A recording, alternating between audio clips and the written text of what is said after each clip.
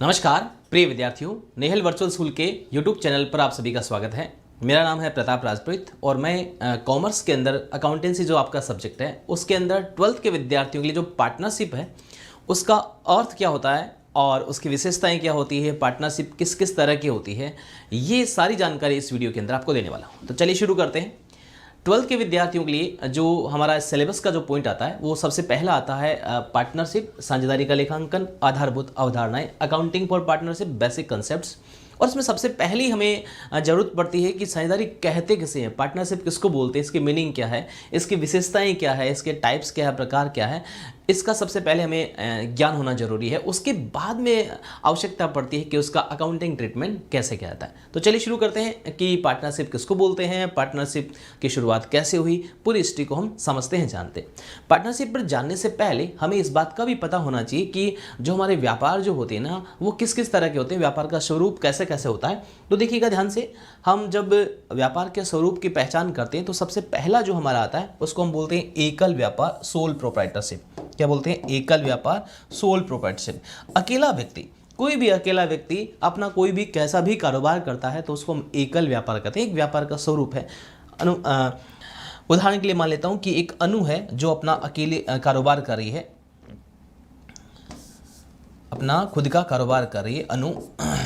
और दूसरा हमारा आता है साझेदारी। साझेदारी का मतलब क्या है? साझेदारी का मतलब है कि कम से कम दो या उससे अधिक व्यक्ति मिलकर के कोई कारोबार करते हैं तो उसको हम साझेदारी कहते हैं। कम से कम दो, अधिकतम कितने होते हैं वो हम आपको इस वीडियो में जानकारी देने वाले हैं। तो कम से कम दो व्यक्ति होने चाहिए। तो अनु के साथ में अगर मान लो मनु भी मिल जाए, है ना, तो वो क्या हो जाएगा फिर आपका पार्टनरशिप क्या हो जाएगा। तीसरा हमारा आता है कंपनी। एक बहुत बड़े पैमाने पर कोई व्यापार किया जाता है जिसके अंदर बहुत सारा पैसा लगा होता है, शेयर इशू करके जिसमें पैसा इकट्ठा किया जाता है उसको हम कंपनी के अंदर इंक्लूड करते हैं। तो व्यापार के बेसिक स्वरूप के अंदर हम बात करते हैं तो एक तो आपका एकल व्यापार हो गया, दूसरा आपका साझेदारी हो गया, तीसरा कंपनी हो गया। इसमें हम इस साझेदारी पर, पार्टनरशिप पर डिस्कशन करने वाले हैं। तो चलिए शुरू करते हैं। सबसे पहली बात आती है कि पार्टनरशिप होती क्या है। तो पार्टनरशिप को समझने के लिए हम एक उदाहरण लेते हैं। जैसे हमने अनु और मनु का लिया, वैसे ही एक उदाहरण लेते हैं कि एक फर्म है जिसके अंदर 3 पार्टनर है। एक का नाम है अनु, दूसरे का मनु और तीसरे का तनु। अनु, मनु और तनु, 3 जो है एकदम खास फ्रेंड है और ये तीनों मिलकर के कोई भी कारोबार करना चाहते हैं तो उसको हम क्या कहेंगे? पार्टनरशिप कहेंगे। लेकिन बेसिक इसका जब हम अर्थ देखें तो कम से कम 2 लोग हो तो चल जाएगा। कम से कम 2, अनु और मनु भी मिलकर के करें तो काम चल जाएगा। तो कम से कम 2 लोग मिलकर के कोई भी कारोबार करते हैं, उसमें पैसा लगाते हैं, उस व्यापार को संभालते हैं, उसको ऑपरेट करते हैं पूरा का पूरा, और उससे होने वाले प्रॉफिट को फिर डिस्ट्रीब्यूट करते हैं, तो उसको हम क्या बोलते हैं? पार्टनरशिप बोलते हैं। अगर हम साधारण शब्दों में इसको समझने की कोशिश करें तो जैसे हमने कहा कि बहुत सारे लोग हैं, हमने 3 एग्जाम्पल दिए हैं, अनु, मनु और तनु। अनु, मनु और तनु, ये 3 लोग मिलकर के अगर कोई भी बिजनेस करते हैं तो उसको हम क्या बोलेंगे? पार्टनरशिप कहेंगे। अगर इसको शाब्दिक अर्थों में हम देखें तो कम से कम 2 या 2 से अधिक व्यक्ति मिलकर के स्वेच्छा से किसी वैधानिक व्यापार को, व्यापार जो होता है आपका वैधानिक होना चाहिए, लीगल होना चाहिए, इलीगल काम करते हैं उसको हम पार्टनरशिप नहीं कहेंगे। वैधानिक व्यापार को चलाने के लिए सहमत होते हैं। इन सब की सहमति होना जरूरी है। अनु की, मनु की, तनु की सहमति होना जरूरी है। कोई भी ऐसे नहीं कि यार मैं कह रहा हूँ ना इसलिए पार्टनर बन जाओ, नहीं, सबकी सहमति, सारे एग्री होना जरूरी है। सहमत होते हैं और व्यवसाय में पूंजी अपनी लगाते हैं। पूंजी, व्यापारी व्यापार में जो भी पैसा लगाता है उसको हम पूंजी यानी कैपिटल कहते हैं। और अपनी प्रबंध की योग्यता, हर व्यक्ति में अलग अलग योग्यता होती है। कोई बहुत अच्छा मैनेजमेंट करता है तो कोई फाइनेंस का अच्छा नॉलेज रखता है, कोई अकाउंटिंग का बहुत अच्छा नॉलेज रखता है। तो दुनिया में जितने भी व्यक्ति हैं सब में अलग अलग योग्यताएं होती है। आप में भी योग्यता है, सब में है, बस आवश्यकता उसको पहचान करने की है कि हम में क्या टैलेंट है। हमें जैसे पता चलता है तो उस टैलेंट पर हमें वर्क करना चाहिए और फिर उसको अपना पैशन या प्रोफेशन बना लेना चाहिए। प्रबंध की योग्यता का सामूहिक प्रयोग करते हैं। देखो, एक तो प्रबंध के, एक तो अपनी जो योग्यता होती है उसका हम एकल स्तर पर काम करते हैं, और एक सामूहिक प्रयोग का मतलब उस पार्टनरशिप में, उस व्यापार के लिए काम में लेते हैं तो उसके परिणाम जो होते हैं ना वो दूरगामी होते हैं। किसी ने कहा ना कि आपको अगर लंबा दूर तक जाना है तो एक साथ अकेले चलो, लेकिन आपको बहुत दूर तक चलना और बड़ा काम करना है तो साथ में चलो, बहुत सारे लोगों को लेकर के चलो, तब जा करके बहुत बड़ा काम होगा।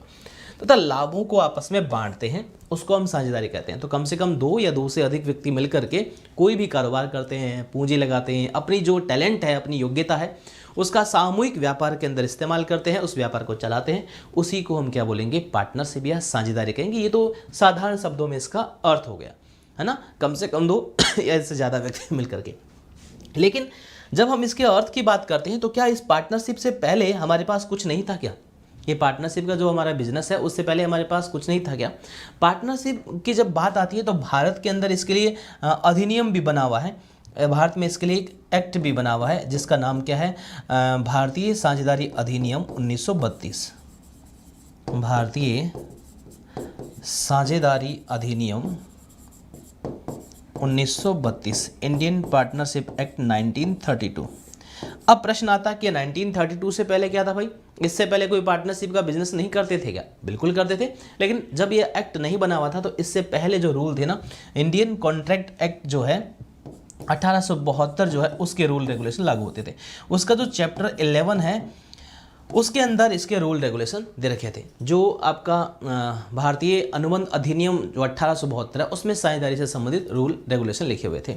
जैसे ही एक्ट बन गया, इंडियन पार्टनरशिप एक्ट 1932 बन गया, तो फिर इसके रूल रेगुलेशन एप्लीकेबल होते हैं पार्टनरशिप के अंदर। तो इंडियन पार्टनरशिप एक्ट 1932 ये क्या कहता है, ये अपनी डेफिनेशन क्या देता है, उसको भी हम समझते हैं।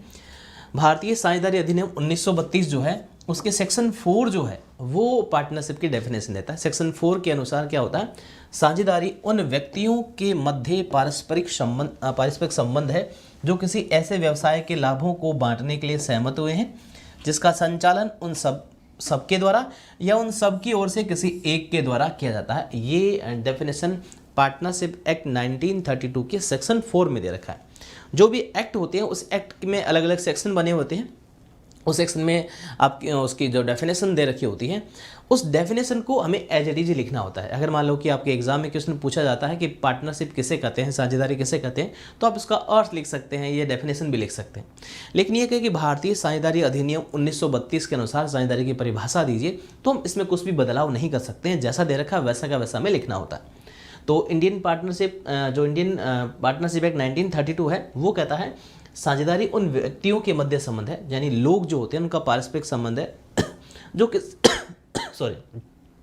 जो किसी ऐसे व्यवसाय के लाभों को बांटने के लिए सहमत हुए, कोई भी कारोबार कर रहे हैं उसके लाभों को बांटने के लिए सहमत हुए। उस व्यापार को या तो वे सारे लोग चलाते हैं, उनमें से कोई एक चलाता है। जैसे मैंने उदाहरण के लिए लिया कि भाई एक फर्म के अंदर 3 पार्टनर है, एक का नाम है अनु, दूसरी का नाम है मनु और तीसरे का नाम है तनु।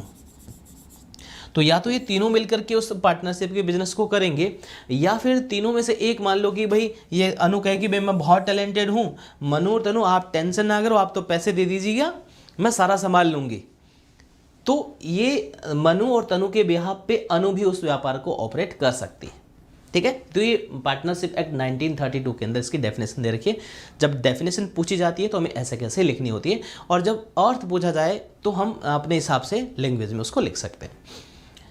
जब हम अर्थ पढ़ लेते हैं तो अगला प्रश्न आता है हमारे पास कि पार्टनरशिप की फीचर्स क्या है, इसकी करैक्टरिस्टिक्स क्या है, इसकी विशेषताएं क्या है। तो हम साझेदारी की विशेषताएं पढ़ते हैं कि साझेदारी की विशेषताएं क्या क्या है। साझेदारी की विशेषताएं जो है ना, अर्थ जो होता है, परिभाषा जो होती है, वहीं से विशेषताएं निकलती हैं। लेकिन उससे पहला एक प्रश्न आता है कि इसकी नीड क्यों पड़ी, इसकी आवश्यकता क्यों पड़ी, साझेदारी की आवश्यकता क्यों पड़ी, साझेदारी की रिक्वायरमेंट क्यों पड़ी। क्या अकेला व्यक्ति कोई कारोबार नहीं कर सकता था क्या? कर सकता था, लेकिन बहुत सारे ऐसे रीजन है जिसकी वजह से हमें पार्टनरशिप की रिक्वायरमेंट पड़ी। कौन कौन से रीजन है? जितने भी जो भी हमारा एकल व्यापार था, सोल प्रोप्राइटरशिप था, उस सोल प्रोप्राइटरशिप की जितनी भी लिमिटेशंस थी उसकी वजह से इसकी पार्टनरशिप की रिक्वायरमेंट पड़ी।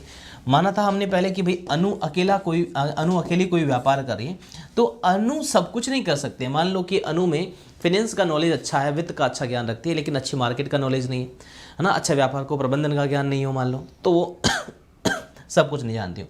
मनु भी मान लो कि अपना, हम उदाहरण के लिए मान लेते हैं कि इनको फिनेंस का अच्छा ज्ञान है, वित्त का अच्छा नॉलेज है, वित्त का, अकाउंट्स का अच्छा नॉलेज है, यानी हिसाब किताब अच्छे से कर लेते हैं, लेकिन बाकी चीज़ें नहीं जानती है। मनु को मैनेजमेंट बहुत अच्छा आता है, व्यापार को मैनेज करना अच्छे से आता है, लेकिन बाकी इन चीज़ों का मालूम नहीं है। और तनु जो है, इनका जो मार्केटिंग स्किल्स है वो अच्छा है, मार्केटिंग का इनको अच्छा नॉलेज है ना, बिजनेस को और कैसे ऑपरेट करना है, न्यू आइडिया कैसे आए, न्यू चीज़ें कैसे इम्प्लीमेंट करें, ये सारा इनके पास है। तो ये अलग अलग सेक्टर में अलग अलग अपना नॉलेज रखते हैं, लेकिन ये तीनों मिलकर के सामूहिक जब प्रयास करेंगे तो इनके परिणाम बहुत दूरगामी होते हैं। तो यहाँ पर अकेला व्यक्ति में बहुत सारी सब कुछ नहीं कर सकता ना, तो उसके सीमित प्रबंध चातुर्य है ना, लिमिटेड उसका मैनेजमेंट एबिलिटी है, और का अनसर्टेन एक्सिस्टेंट है, अनिश्चित अस्तित्व है, और मालिक की अनुपस्थिति में क्षति जो है ये, और पूंजी की जो कमी है, ये सारे ऐसे रीजन है जिसकी वजह से हमें पार्टनरशिप की रिक्वायरमेंट पड़ी। क्योंकि अकेले व्यक्ति के पास सब कुछ नहीं होते, सारी चीज़ें एक साथ करते हैं तो फिर वो तो या तो ठीक से कर नहीं पाते हैं या फिर कोई ना कोई उसमें गलती होने की संभावना रहती है। तो एकल व्यापार की जो कमी है उसकी वजह से हमें साझेदारी की आवश्यकता पड़ी।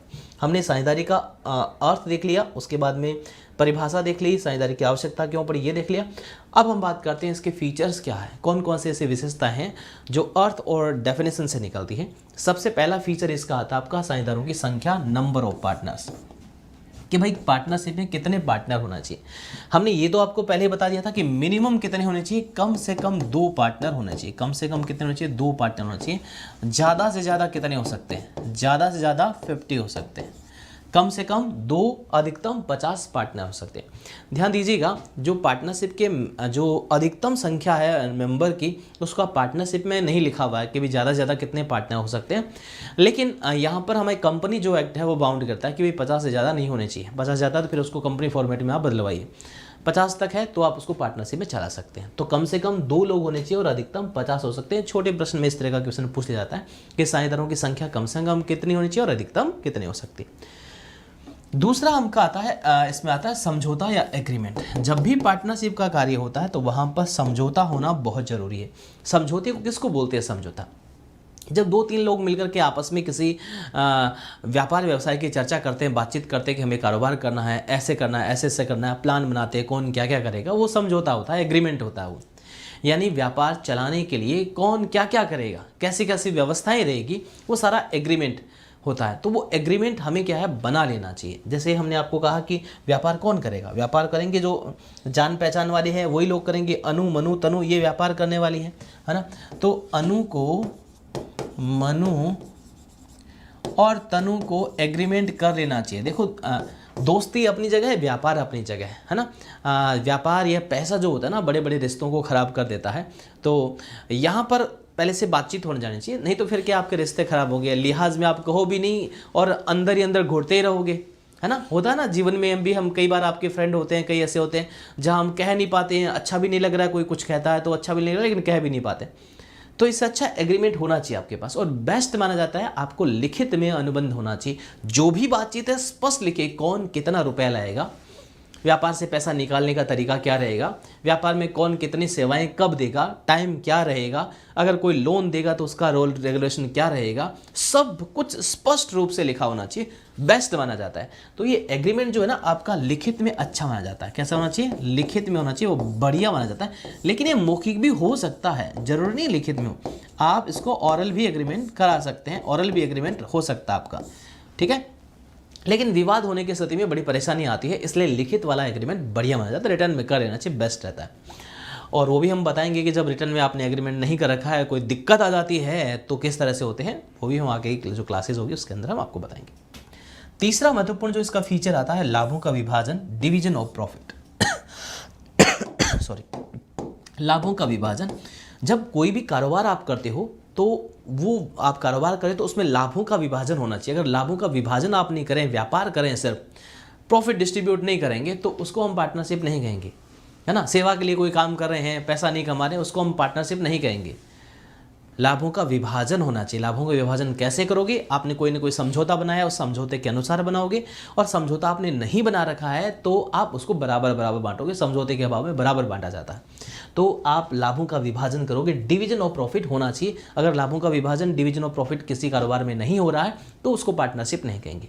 हाँ, हानियों का विभाजन में इसमें अगर आपका अवयस्क साझेदार है तो वहाँ पे उसको हानियों में हिस्सा नहीं दिया जाता, लाभों में हिस्सा दिया जाता है। तो लाभों का विभाजन होना ही चाहिए। अगला आता है आपका विशेषता में व्यवसाय का होना, हैविंग ए बिजनेस। अगर आप कारोबार करें तो वो आपका कारोबार होना चाहिए, व्यापार होना चाहिए, व्यवसाय होना चाहिए, धंधा होना चाहिए। आपके पास ट्रेड, वोकेशन या कोई प्रोफेशन होना चाहिए, और वेद व्यवसाय होना चाहिए, लीगल व्यवसाय होना चाहिए। कोई ना कोई वेद व्यवसाय होना चाहिए जिसको निरंतर रूप से आप करते हो। व्यवसाय का होना, एक बार कोई काम शुरू किया, 2-3 लोगों ने मिलकर के एक बार कुछ किया, फिर तो कर ही नहीं रहे, एक बार कोई प्लॉट खरीद के छोड़ दिए, फिर बेच दिए, फिर वापस कर नहीं रहे, उसको हम पार्टनरशिप में लगातार रहना चाहिए, नहीं तो उसको जॉइंट वेंचर बोलेंगे कि भाई शॉर्ट टाइम के लिए गया खत्म। तो व्यवसाय वैध व्यवसाय होना चाहिए। व्यवसाय के अंदर क्या क्या शामिल होता है, इसके अंदर ट्रेड इंक्लूड है, कोई भी प्रोफेशन है वो इंक्लूड है, कोई वोकेशन है, धंधा है वो शामिल है। अगला महत्वपूर्ण जो आता है पारस्परिक अभिकरण, या जो फीचर्स है इसका या विशेषता है उसमें आता है म्यूचुअल एजेंसी। जितने भी जो हमारे साझेदार होते हैं वो स्वामी भी होते हैं व्यापार के और एजेंट भी होते हैं। जितने भी व्यापारी, जितने भी साझेदार हैं वो एक दूसरे के एजेंट के रूप में काम करते हैं। वो मालिक भी है व्यापार के और एजेंट भी है, दोनों काम करते हैं, वो एक साथ में काम करते हैं। कैसे? ये जो अनु, मनु और तनु है, ये इनकी जो फर्म है, इसकी फर्म का नाम रख देते हैं AMT। AMT इनकी फर्म का नाम रख देते हैं। तो ये AMT फर्म के ऑनर भी है और इसके साझेदार भी है, पार्टनर भी है। क्योंकि अनु अगर कहीं पर भी कोई भी किसी थर्ड पार्टी से कोई बातचीत कर रही है, डील कर रही है दूसरे कारोबारियों से, तो ऐसा माना जाएगा कि वो अनु नहीं कर रही है, AMT फर्म का प्रतिनिधि कर रहा है। यानी अनु जो बातचीत कर रही है किसी दूसरी पार्टी से, वो मनु और तनु को भी मान्य है, वो भी उसमें सहमत है, ऐसा मान करके ही कारोबार किया जाता है। इसी तरह से मान लो कि मनु कोई डिस्काउंट दे रही है सेल्स पे, तो ऐसा माना जाएगा कि उसके लिए अनु और तनु भी एग्री है, उसको डिनाई नहीं कर सकते वो। तो जितने भी पार्टनर होते हैं एक दूसरे के एजेंट के रूप में काम करते हैं और मालिक के रूप में भी काम करते हैं। इसको बोलते हैं म्यूचुअल एजेंसी या पारस्परिक अभिकरण। अगला जो इसका फीचर है, अधिनियम एक्ट कौन सा है, तो हमने ये पढ़ लिया, भारतीय साझेदारी अधिनियम 1932। जो साझेदारी है उस साझेदारी के लिए अधिनियम कौन सा बनना है, इंडियन पार्टनरशिप एक्ट 1932, साझेदारी अधिनियम 1932 बना हुआ है। फिर आता है व्यवसाय का संचालन, कंडक्टिंग बिजनेस। अब भाई आपने कारोबार तो करे लेकिन उसको कंडक्ट कौन करेगा, चलाएगा कौन? या तो सभी लोग जितने हैं वो सब के सब लोग, अनु, मनु, तनु, तीनों मिलकर के उसको चलाएंगे, या फिर सब की ओर से कोई एक। या तो जितने पार्टनर हैं सब लोग उस कारोबार को चलाएंगे, कोई अपने मैनेजमेंट को देखेगा, कोई उसके अकाउंटिंग को देखेगा, कोई मार्केटिंग को देखेगा, है ना। सब लोग अपने अपनी योग्यता के अनुसार काम करेंगे और बढ़िया तरीके से करने की कोशिश करेंगे। या फिर जितने पार्टनर हैं उनमें से मान लो कि कुछ पार्टनर कहते हैं भाई साहब हमारे पास तो पैसा है, पैसा ले लो, बाकी हमारे पास कुछ भी नहीं है, बाकी संभालिए आप लोग, तो वो सेवाएं नहीं देंगे अपनी, केवल पैसा दे रहे हैं। तो ऐसे लोग उनकी ओर से जो संभाल रहे हैं वो चला सकते हैं व्यापार को। तो व्यवसाय के संचालन का मतलब यहाँ पर क्या है, ये व्यवसाय के संचालन का मतलब क्या है कि व्यापार या तो सब लोग मिलकर के चलाएंगे या सबकी ओर से कोई एक व्यक्ति भी उस व्यापार को चला सकता है, उसको कंडक्ट कर सकता है। ठीक है, तो ये हमारा आ गया व्यवसाय का संचालन होना चाहिए, नियमित रूप से उसका चलाना आ गया। अगला आता असीमित दायित्व, अनलिमिटेड लायबिलिटी। पार्टनरशिप के अंदर जो लायबिलिटी होती है ना वो अनलिमिटेड होती है। अनलिमिटेड लायबिलिटी का मतलब ये है अगर व्यापार के अंदर नुकसान हो जाता है तो व्यक्तिगत रूप से तो जिम्मेदार हो ही हो, बल्कि सामूहिक रूप से भी जिम्मेदार हो। यानी व्यक्तिगत और सामूहिक दोनों रूप से आप रिस्पॉन्सिबल हो, व्यक्तिगत प्लस सामूहिक रूप से दोनों रूप से रिस्पॉन्सिबल हो। अगर आपको व्यापार के दायित्व चुकाने में पैसा व्यापार का कम पड़ता है तो आपको अपने घर से अपनी निजी संपत्तियों को ला करके भी पेमेंट करना पड़ेगा। ध्यान दीजिएगा, निजी संपत्तियों के अंदर आपकी खुद की संपत्तियाँ शामिल है, जो आपके नाम से, आपकी मिसेस के नाम से, आपके वाइफ के नाम से कोई संपत्ति है तो वो शामिल नहीं है, है ना। तो अनलिमिटेड लायबिलिटी का मतलब व्यक्तिगत और सामूहिक रूप से जिम्मेदार हो। मान लो कि इन तीन पार्टनर में से कोई एक पार्टनर इंसॉल्वेंट हो जाता है, दिवालिया हो जाता है, तो उसका हर्जाना भी जो सॉल्वेंट पार्टनर है, जो साहूकार साझेदार हैं, उनको वहन करना पड़ेगा। इसको बोलते हैं हम असीमित दायित्व है। दायित्व जो है वो असीमित होता है। तो वापस से देखिएगा, साझेदारी की विशेषता, नंबर ऑफ पार्टनर कम से कम 2, अधिकतम 50 हो सकते हैं। एग्रीमेंट होना चाहिए लिखित में, लेकिन मौखिक है तो वो भी चला जाएगा। बेस्ट कौन सा माना जाता है, लिखित वाला अच्छा माना जाता है। लाभों का विभाजन किया जाना चाहिए। लाभों का विभाजन किसी कारोबार में नहीं किया जा रहा है, सेवा का कार्य है तो उसको हम साझेदारी नहीं कहेंगे। लाभों के विभाजन के अंदर आपको या तो आप समझौते के अनुसार करोगे, नहीं तो बराबर बराबर। व्यवसाय आपके पास होना चाहिए और व्यवसाय कैसा, वैध व्यवसाय होना चाहिए। जितने भी व्यापार के अंदर साझेदार है वो मालिक और एजेंट दोनों के रूप में काम करते हैं। साझेदारी अधिनियम कौन सा है, 1932 है।